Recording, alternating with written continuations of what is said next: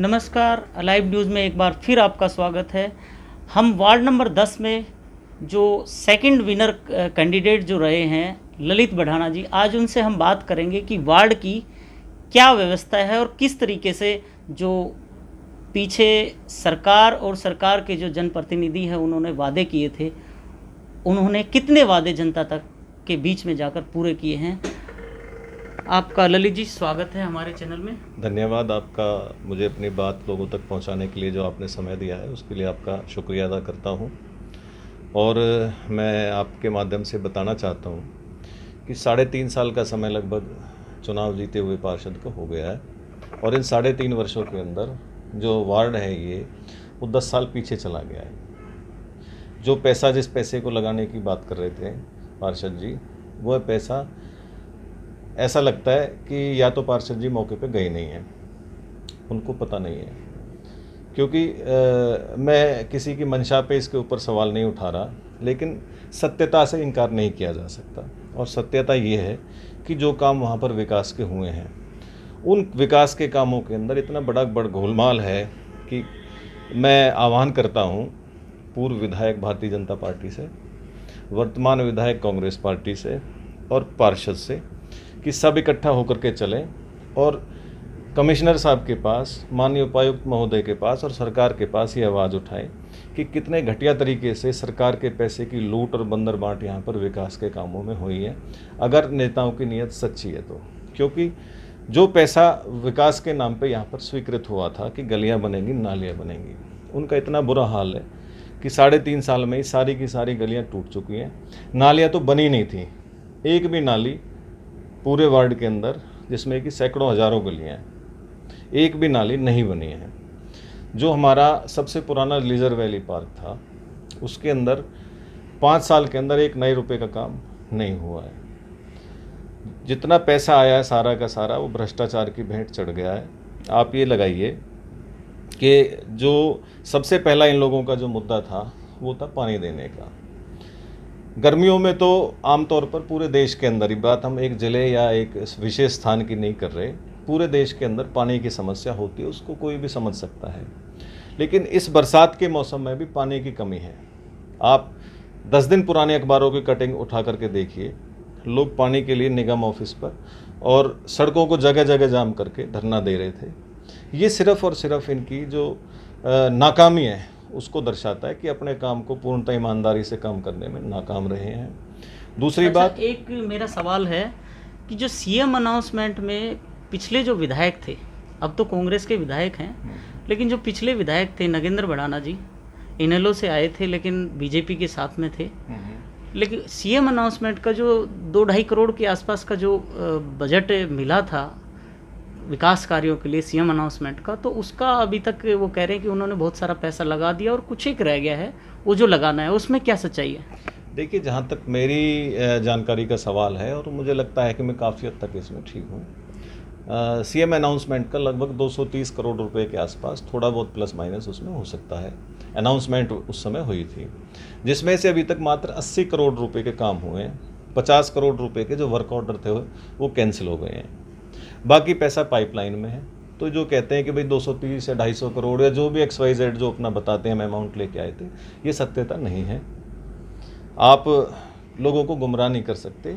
आज कांग्रेस पार्टी की सरकार के द्वारा लोगों को एक RTI का बड़ा सशक्त माध्यम है, जिसके माध्यम से आप कोई भी जानकारी सरकार से प्राप्त कर सकते हैं, और ये सब तथ्यों पे आधारित है कि भाई लगभग 80 करोड़ रुपए के काम यहाँ पर हुए हैं, बाकी पैसा अभी नहीं लग पाया है यहाँ पर। ललित जी, 2 मुद्दे रहते हैं राजनीति के, आज तक पूरे देश से ये ख़त्म नहीं हो पाए हैं। एक पानी का मुद्दा है और एक पानी निकासी का मुद्दा है। तो ये मुद्दे कब तक राजनीति के हथियार बनते रहेंगे और सत्ता को मिलती रहेगी नेताओं को? देखिए, जब तक आप अपनी जिम्मेदारी से बच के और दूसरों पर अपनी जिम्मेदारी को थोपने की कोशिश करेंगे, तब तक ऐसा ही होता रहेगा। आपको कहीं ना कहीं खुद आगे बढ़ के पहल करनी होगी उस काम को, उस समस्या को सुलझाने के लिए। और मेरा ये मानना है कि दुनिया की कोई ऐसी समस्या नहीं है जिसका समाधान ना हो। लेकिन ये कह करके कि भाई नगर निगम के जो अधिकारी हैं वो कांग्रेस प्रेमी हैं या वो कांग्रेस टाइम के, कांग्रेस पार्टी ने कम से कम लोगों को रोज़गार तो दिया।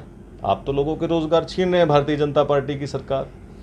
भारतीय जनता पार्टी के लोगों को 6 साल 7 साल इनको राज करते हुए हो गए, और इसका मतलब तो अभी तक ये कुछ सब कांग्रेस ही काम कर रहे हैं। इन्होंने क्या किया अभी तक? इनका तो अपना कुछ है ही नहीं अभी तक।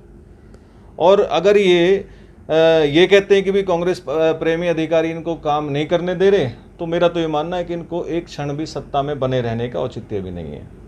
आप किस वजह से पावर में हैं? आपकी पार्टी में क्या इतनी भी क्षमता नहीं है कि उन अधिकारियों को बदल करके या दूसरे अधिकारी ले आएं? आप तो खुद सक्षम नहीं है उस मामले में। अगर आप अधिकारियों के ऊपर दोषण और विशेषकर कांग्रेस प्रेमी जो शब्द अधिकारियों के, अधिकारी किसी पार्टी विशेष का नहीं होता, लेकिन आपके अंदर ये काबिलियत होना चाहिए कि आप उनको कैसे उनसे काम लेते हैं। तो मेरा मानना है कि अधिकारियों के ऊपर दोष ना करके इस जिम्मेदारी को स्वयं लें कि हम किस प्रकार से काम करा सकते हैं। और ये काम कोई बहुत बड़ा नहीं है। अगर मान लो जो पैसा आया है, अगर 230 करोड़ रुपए को सड़कें इस एरिए की 80-90% पहले से बनी हुई थी। आपको भी पता है, आप भी मेरे ख्याल यहीं टच में रहते हैं और आसपास के क्षेत्र में ही आपका निवास स्थान है। 99% गलियां कांग्रेस के राज की पहले ही बन चुकी थी। उन गलियों को, ठीक ठाक गलियों को तोड़ के दोबारा उनको बनाना और उस पैसे को वहाँ व्यर्थ करना, ये भी एक भ्रष्टाचार है। ये भी लोगों के साथ में लोगों के पैसों की लूट है। मैं तो ये कहता हूँ कि पूरी विधानसभा के अंदर जब सारी पक्का एरिया था तो आपको क्या ज़रूरत थी उसको करने की? नंबर या जहाँ कहीं बहुत ज़्यादा आवश्यकता थी आप वहाँ करते। और जो 230 करोड़ रुपए का आप कहते हैं बजट लेकर के आए थे, उसको आप सिर्फ और सिर्फ जो पानी लाना है उस पर और गंदे पानी की निकासी, जिसके कि आप हर बार चर्चा करते हैं, अगर सिर्फ उसी के ऊपर ध्यान आधारित करके, केंद्रित करके और आगे चलते तो निश्चित तौर पर मेरा मानना इसमें सफलता मिलती। लेकिन वो दिशा से भटक गए और विषय से भटक गए, दोनों बातों से। अच्छा, एक इन्होंने कहा कि पार्षद जी ने कि जो हमारे विधायक, पूर्व विधायक रहे हैं नगेंद्र बढ़ाना जी, उन्होंने एनआईटी के सौंदर्यीकरण के लिए पूरी ताकत लगा दी थी और सीएम से इतना फंड लिया था कि जो अनाज गोदाम रोड है उसका सौंदर्यीकरण में जहाँ कब्जे हो रहे थे वो कब्जे हटवा कर उन्होंने उसका सौंदर्यीकरण किया है, निकासी का। मतलब ये कहाँ तक बात सही है?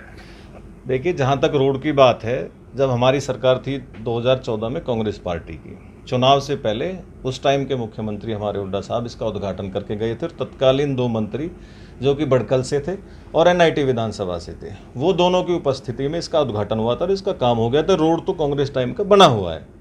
रही उसके बाद में जो उसके साथ में ग्रीन बेल्ट बनाने की बात, मात्र 50-100 पेड़ों को छोड़कर 5 किलोमीटर या 3 किलोमीटर लंबी जो भी ये बेल्ट है, क्या आप उसको डेवलप कर लोगे? और करोड़ों रुपए उसके आप खर्च पे दिखाते हो।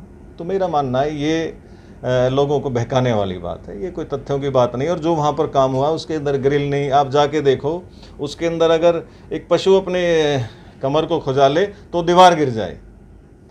आपको जो लोग ये कहते हैं कि हमने उसका सौंदर्यीकरण किया है, उसको ये बात देखनी चाहिए कि आपने उसके सौंदर्यीकरण के अंदर क्या लगाया है। क्या आपको नहीं पता था इसके अंदर क्या हो रहा है? तो ये बड़ा गंभीर विषय है।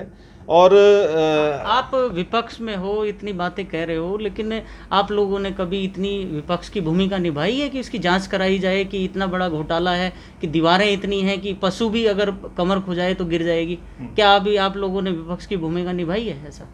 निश्चित तौर पर अपनी जो जिम्मेदारी है विपक्ष के नाते मैंने हमेशा उसके खिलाफ आवाज़ उठाई है। और मैं आपको एक नहीं सैकड़ों कटिंग अखबारों की दिखा सकता हूँ जब हमने अलग अलग मुद्दों को लेकर के माननीय उपायुक्त महोदय, माननीय निगम आयुक्त महोदय और हरियाणा सरकार को हमने पत्राचार के माध्यम से और व्यक्तिगत उपस्थित होकर साथियों के साथ भी और एजिटेशन के रूप में भी हमने सैकड़ों बार अपने प्रदर्शन किए हैं।